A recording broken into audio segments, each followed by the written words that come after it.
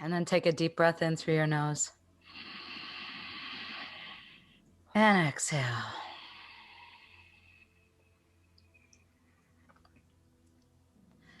Draw your tummy in. And then take a deeper inhale.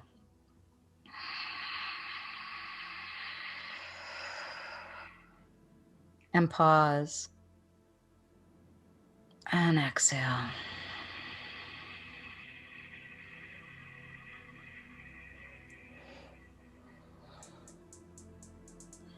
And pause. And one more deep breath in.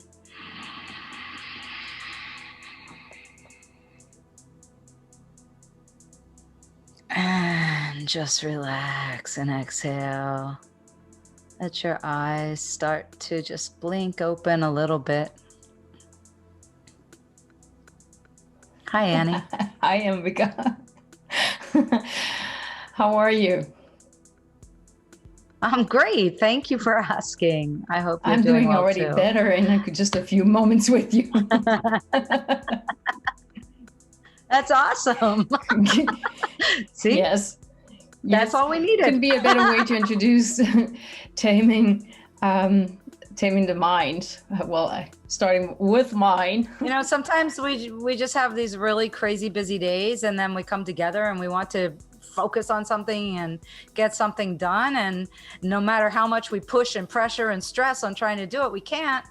And so the best thing to do is just push back, close your eyes, exhale. Take a deep breath in and pause. Yes. Before we exhale, because when you pause, then the mind can't chatter and it actually pacifies it. So I don't recommend holding your breath forever, but if you can start to learn to breathe like that, and that's definitely what I'm going to teach everybody how to do when we get together in our group. Yeah. Because when we go through this together, it's profound, even though we're in cyberspace, that we can all feel that interconnection, that web that weaves us all together. Mm-hmm. And that's why I reached out to you, because I think in this time of the year, or time in the history of time, I had who doesn't need that? Who doesn't need to have a pause and just take really deep breath in? For those who don't know me, my name is Annie Lebrun, and I'm a body magic specialist. And I created a super group called Healing Circles because I wanted to have resources. And so I reached out to a lot of people like Ambika. And today I would like to introduce you to her, or her to you, and tell you a little bit more about what's coming up this Wednesday. So, Ambika, what do you want to present us or maybe teach us this upcoming Wednesday? It's called... I'm going to introduce clear steps, 5 steps that I have, so that we can understand what meditation is, what our relationship to the mind is, and actually have some hands-on access to go through processes with me so that you can get that full bodily felt sensation of what a meditative state is. So what is meditation? We have so many different styles about it. So my main intention is to first clarify what meditation is, then to give everybody tools that you can use to first prepare yourself, then to give you a hands-on experience of how to use your breath and your focus to get into the state of meditation, and then to do some question and answer. Mm-hmm. We'll see where that takes us. That sounds great, especially for those people who are thinking meditation is not for me. I haven't done anything, or never done in my life. What would you say to them? Don't worry about it. Just come and give it a try, because what's happened is words like yoga and meditation are being used to brand things. And so one one thing that I am very, very passionate about is clarifying information and going way back into history so that we get the clear meaning of what these words mean. And then we'll have even more deep understanding of why people are using these words for branding, because they're powerful. They're absolutely powerful. Mm-hmm. And for those who are maybe have some problems to connect with their breaths, you have already recommendations, or not recommendations, but little tips so they can really enjoy this experience with you? Absolutely. One of my secret tools, which is not going to be secret in a moment, is how do we get a deep breath? One of the first things you would be taught if you went to a physical exercise style yoga class is how to take a deep breath. But most of us breathe only in the top eighth of our lungs. And so how do we get down in there? So here's the trick. Take the lower part of your mouth, your lower jaw, and stretch it down towards your chest while you're breathing in and out through your nose.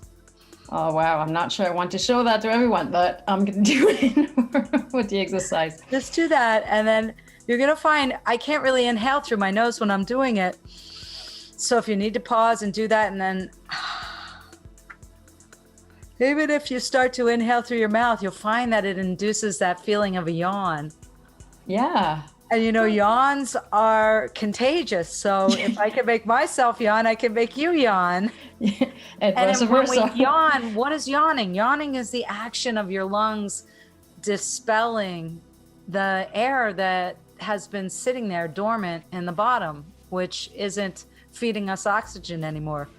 So even just talking about yawning or inducing one myself, go ahead and let yourself yawn. It's okay. I know. This is my trick. Look at it. You said to show you something. Yep, you just did. And I can only, from and my then you'll point get of to view. that place, you'll get to that place where, and that sound, magically connects us with Muladhara Chakra, the root chakra, the place where you're sitting. Or if you're standing, it connects into your feet. So when we yawn, we get that bottom of the lungs relaxed, and we get inspired to say the sound and helps to connect us to that root chakra, and instantly that then makes us feel more comfortable with strangers, because it's part of how we connect through the web to everything and everyone. I like the fact that you used the term web, as I used to call it, inner webbing, but I like to say also to use in that term. I want to say I agree with you that, from a perspective from a body worker and manual therapist, I do observe that maybe 80% of the people don't, well, more than that actually. I haven't made some numbers. I'm going to put numbers on that, but we don't, let's just put myself also into it. We don't breathe properly, and it's one of the first thing I will look at, and also give recommendations for anybody who has also any body restrictions. So if you allow the breath to come freely and move in and out freely, just like hair, you're soothing. Not only, I would say, I'd like to call it soothing the soul too. Absolutely. When I think back to when I was a little kid in school, and it was very rude to yawn in class. We were taught as children that yawning shows disinterest. But after lunch, we had to have lunch at school, right? And our bellies are full, and most of the blood and oxygen is going to the digestive tract to help digest the food. And then we have to go sit in a class and maybe take in math or science and something with a lot of facts.